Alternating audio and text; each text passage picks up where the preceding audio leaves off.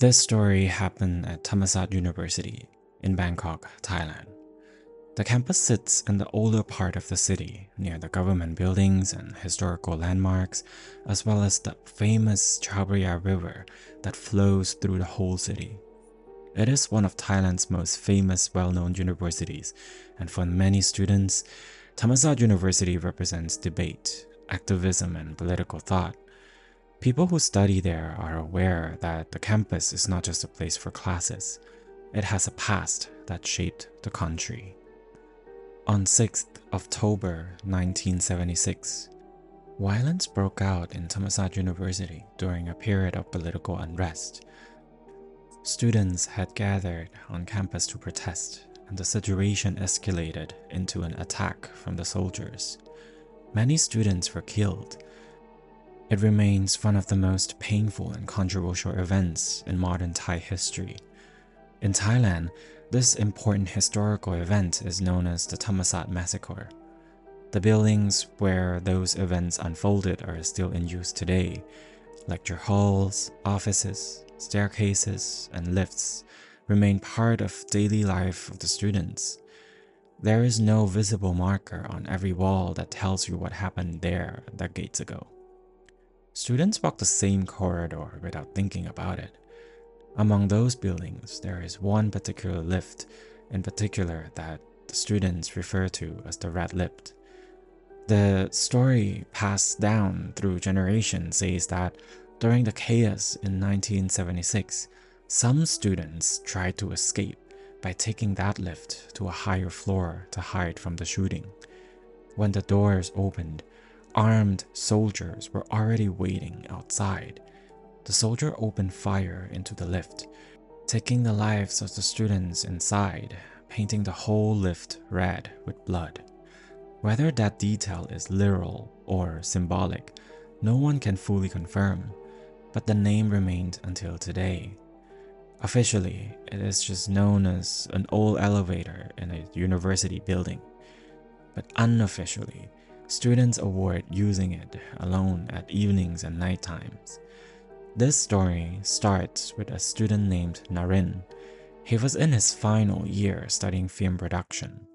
He was not interested in superstition, but he was interested in how story survives in places where history is complicated.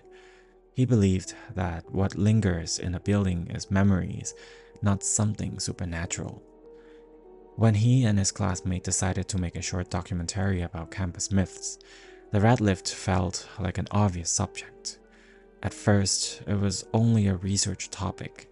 Nothing about the project felt unusual. Narin was working on the project with 6 classmates from his film course. The assignment itself was simple. They were asked to produce a short documentary about a place with historical meaning. Most groups choose temples or old neighborhoods, but Narin's groups decided to focus on myths within their own university instead. It felt closer to them and easier to access. There were 7 of them in total. They had worked together before, so the atmosphere was relaxed. No one treated the red lift story as something frightening. It was more of a cultural reference, something students mentioned half seriously when giving directions inside the building. They began filming in one of the older lecture halls on Thapajan campus in Bangkok. The room was still used for classes, but it had an older layout with fixed wooden seating arranged in rows. It was late in the afternoon and most students had already left for the day, and the building was opened and there was nothing unusual about being there at that hour. Before setting up their camera equipment, one of the group members suggested taking a photo together. It was not for a documentary itself, it was just a casual group photo to mark the beginning of their project. They placed a camera on one of the seats and set the timer. Narin remembers counting before pressing the button. He did it automatically without thinking much about it. 7 people in the picture. They positioned themselves across 2 rows, leaving some empty seats between them simply because it felt comfortable. No one arranged or rearranged any seating deliberately. No one was trying to create symmetry. The timer blinked and the photo was taken. They didn't check it carefully at the moment. They laughed briefly, picked up the camera, and began discussing how they would structure the opening narration for the documentary. There was no sense that anything had shifted. At that time, there was just 7 students in a lecture hall, beginning a project about stories that they didn't fully believe. Later that evening, the group gathered in Narin's dorm room to transfer their footage onto a laptop and began organizing the material for the documentary. It was a normal part of their workflow, and no one was particularly focused on the group photo at first. They were mostly checking audio levels and deciding on how to structure the opening sequence. One of the students opened the group photo simply to see whether it might work as a brief introduction shot. He zoomed in and casually checked if everyone's face was clear, since the camera had been placed on a chair with a timer. As he adjusted the zoom, he stopped speaking mid-sentence. He did not react loudly. He simply leaned closer to the screen and said, in a quiet and puzzled tone, "Who is that?" The others assumed he was joking at first, but when he moved closer to the laptop, they understood what he meant. In the back row of the lecture hall, near the far left side, there was a girl sitting between 2 empty spaces in the seating arrangement.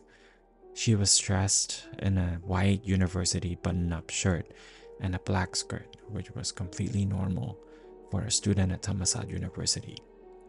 Her hair was neatly tied back, and her posture was straight, almost formal.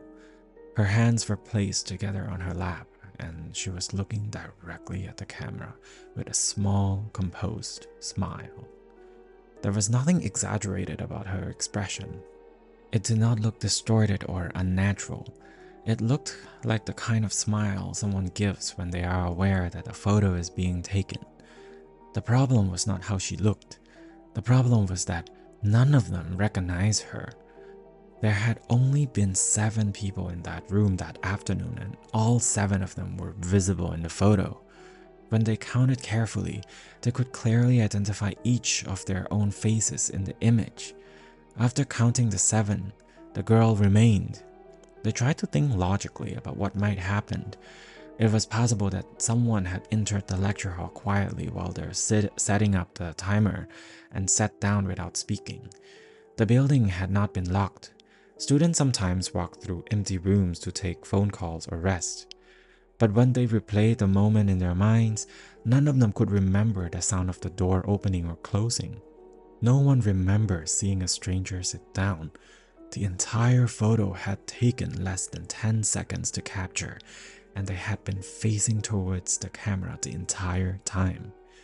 Narin asked to check the original file directly from the memory card to make sure that no one had accidentally opened an edited file.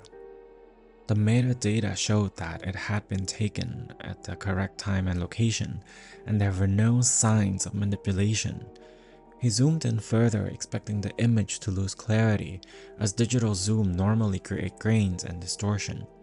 Instead, the girl's face remained defined. The lighting in the back of the lecture hall had been softer than the normal front rows, but her features were as clear as anyone else. There was no unusual blur around her outline or no shadow that could possibly explain her presence. The room became quiet, not in a very dramatic way. It felt more like a pause that happens when something does not immediately make sense, and everyone is waiting for someone else to offer a reasonable explanation. After a few moments, Narin suggested that it might be a digital artifact caused by overlapping frames or sensor error. Cameras sometimes can produce unexpected visual errors, especially when light levels are uneven. That explanation sounded technical enough to be accepted without further debate. No one wanted to jump to conclusion. They closed the image and continued working on the rest of the footage, agreeing that if it were simply a glitch, it would not appear again in the other photos.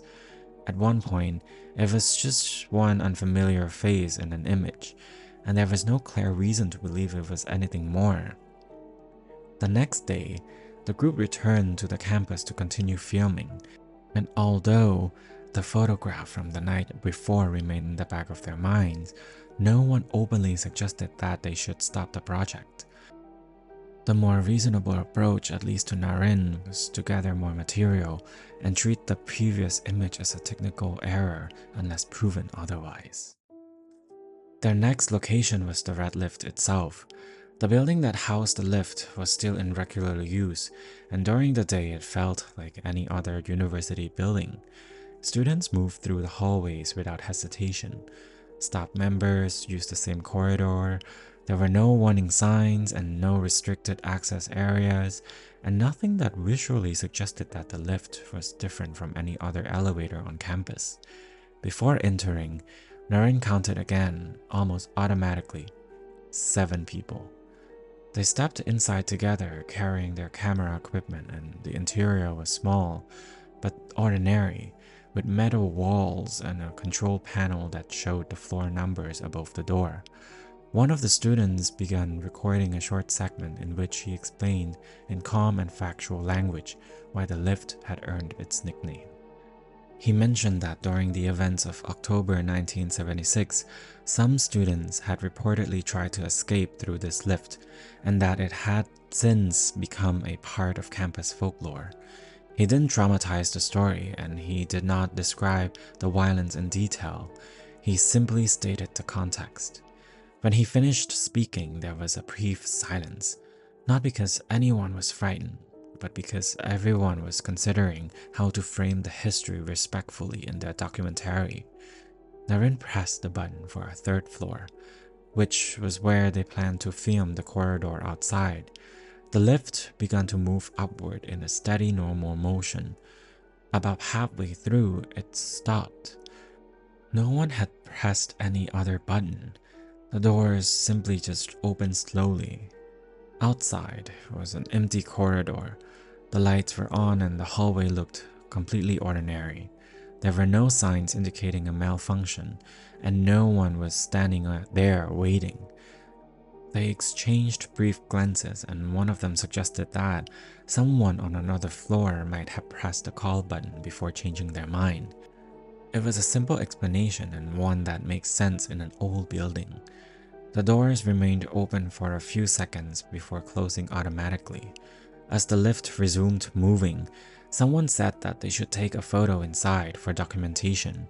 Since they had already taken one in the lecture hall, it felt practical rather than impulsive, as if they were building a visual record of every location led to the myth.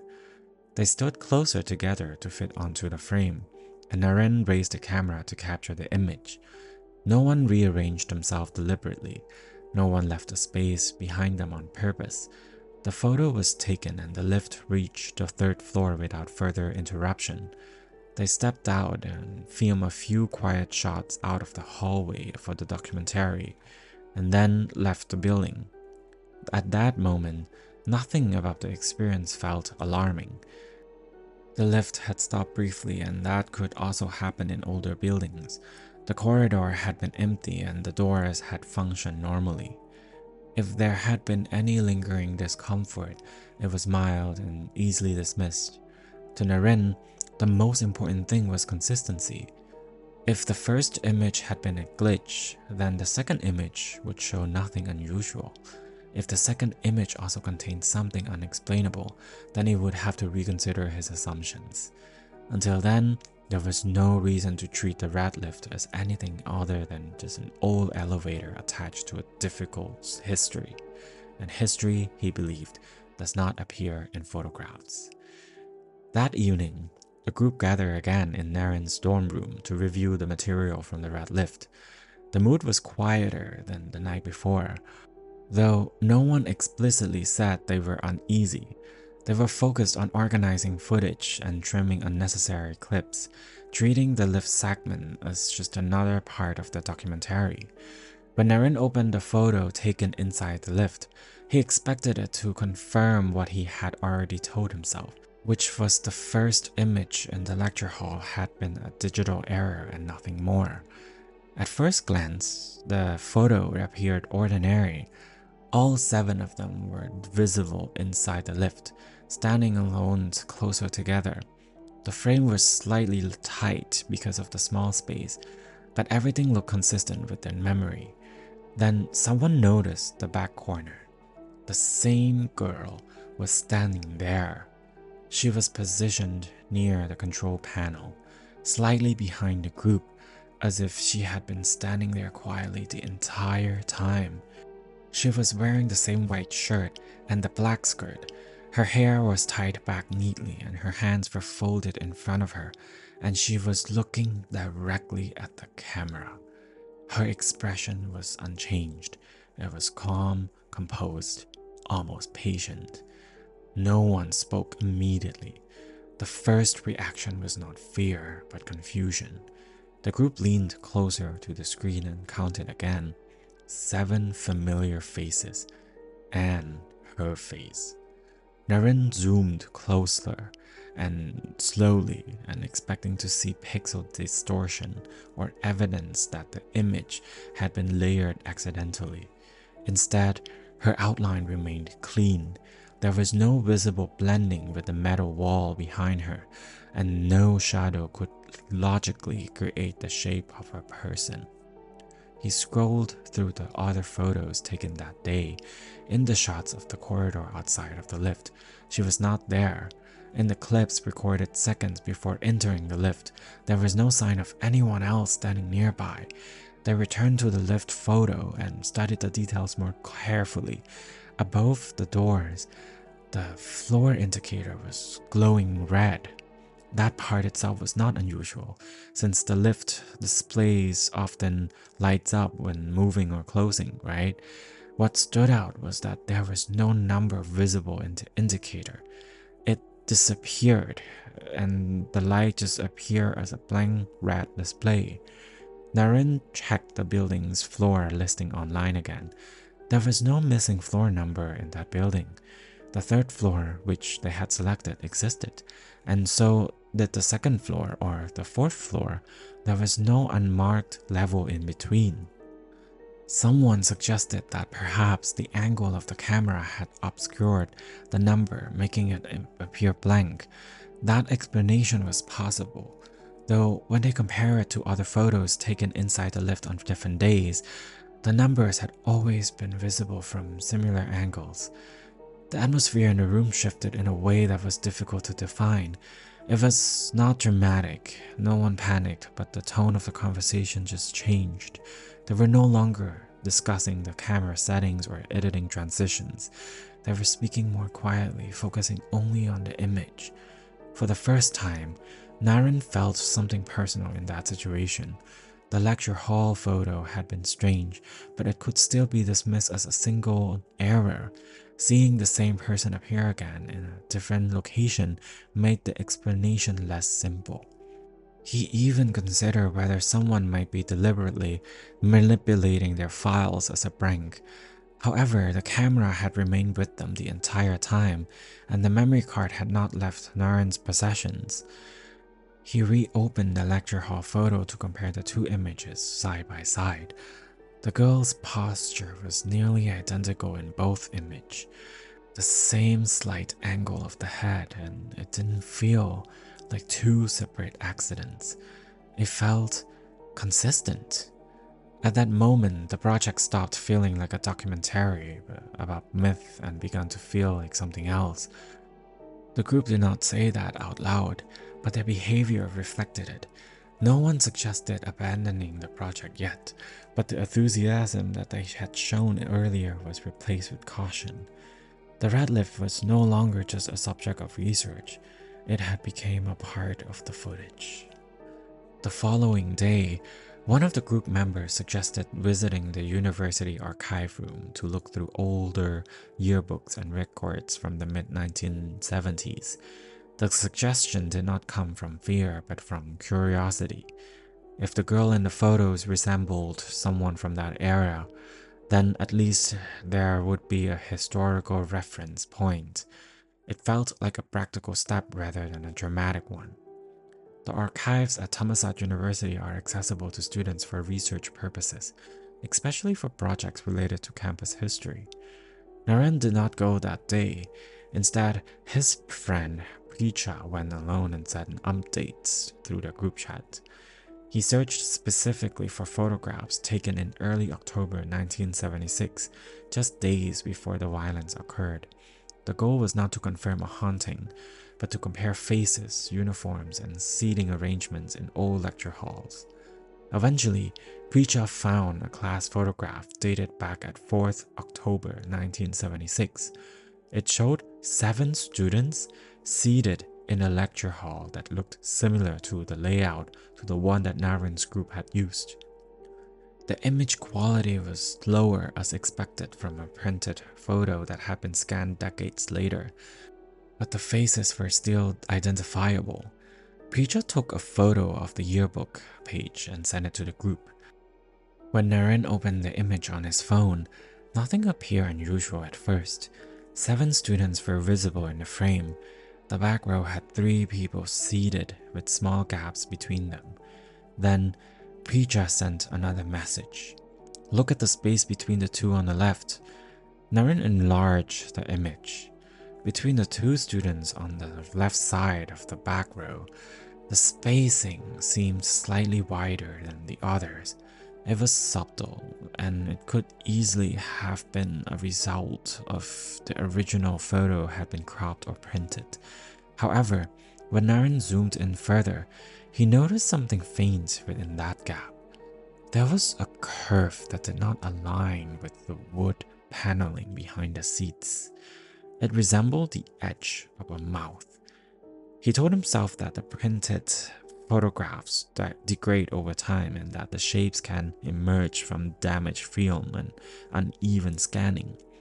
The human mind is quick to recognize patterns, especially faces, even when none are present. Still, he could not ignore the similarity in the angle of that faint curve and the smile of the girl in their own photos. Later that afternoon, the group met again to discuss what to do next. No one suggested that they should report anything to the university because there was nothing concrete to report.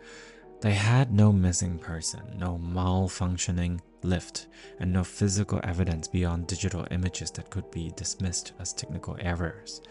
Instead, they decided to return to the red lift once more. The reason was simple. If the image were the result of a glitch, then recreating the exact conditions might produce a similar artifact that could be studied more clearly. If the girl appeared again, then they would have to reconsider their explanation again. When they arrived at the building, the environment felt unchanged.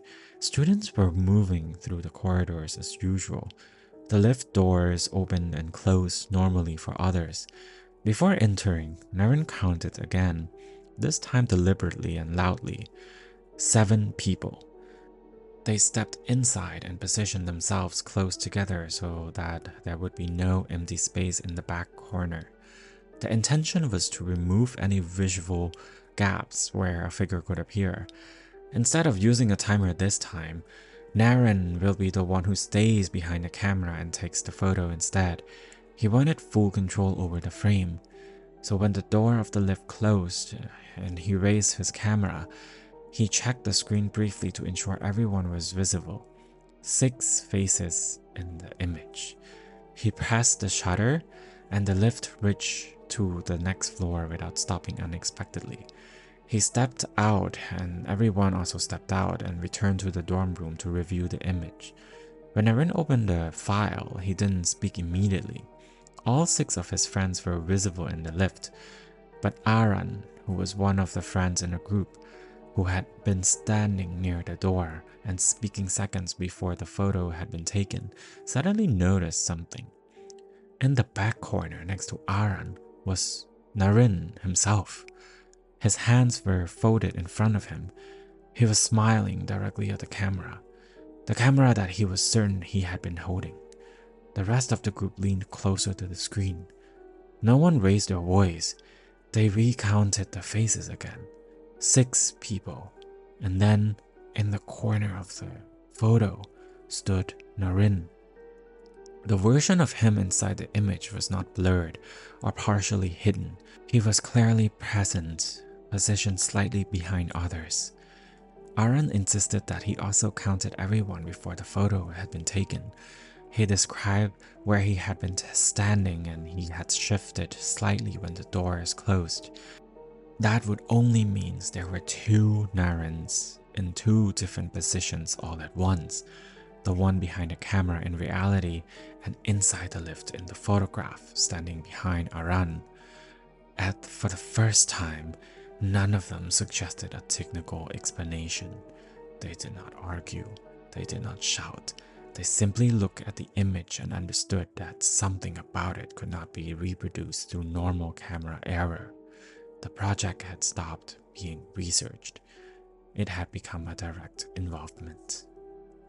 That night, after the third photograph was taken, the group stayed in Narin's dorm room longer than usual. No one suggested going home early, but no one spoke about editing either. The project had quietly shifted from documentation to something more personal, and they all understood it without needing to say so. Narin was the one holding the camera when the last photo was taken. He remembers adjusting the angle slightly so everyone would fit into the frame. He remembers Aran standing near the door. He remembers hearing someone behind him clear their throat. These were ordinary details, the kind of small memories that feel reliable because they are simple. In the image, Narin was just standing there upright with his hand folded in front of him, looking directly at the camera with a small composed smile. The posture matched the girl's posture in the earlier photos perfectly. The expression matched hers as well. It was calm and deliberate, as if he had known exactly where the camera would be pointed. Narin stared at the screen for a long time before speaking. He said quietly that it had to be a reflection, perhaps from the metal walls of the lift. Someone pointed out that the angle did not support that explanation. The camera had been facing outward, not towards a mirror. There was no visible reflective surface behind them that could recreate a duplicate image. They checked the file properties. The creation date was correct. The internal timestamp was not. It read as 6 October 1976 at 4 in the evening. They opened the other photos taken earlier that day, including the corridor shots and the lecture hall footage. Those timestamps were normal. Only the images containing the girl and now the duplicate of Narin carried that date. Narin decided to delete the most recent lift photo. He did it carefully, making sure it was removed from the folder and not just moved to the recycle bin. He cleared the bin afterward as well.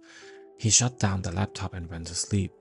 The next morning, when Narin opened up his laptop again to check the files, the photos was back in the same folder, with the same name and the same metadata and the same timestamp. No one else had access to his laptop overnight. He deleted it again. He also deleted the earlier lift photo and the original lecture hall image that contained the girl. For a few hours, the folder looked normal. By evening, all three images had returned. They did not multiply, they did not change, they simply reappeared. At one point, the group stopped trying to prove anything. They stopped discussing camera errors and stopped suggesting practical explanation. Instead, they made a simple decision. They end the project. There was no clear reason to continue filming inside the red lift, and no academic requirements that justified pushing further. They archived the footage that they had recorded in other locations and removed the red lip segment entirely from their outline. Aran was transferred to another campus at the end of the semester. He did not connect it directly to the incident, but he avoided returning to the building where the lift was located.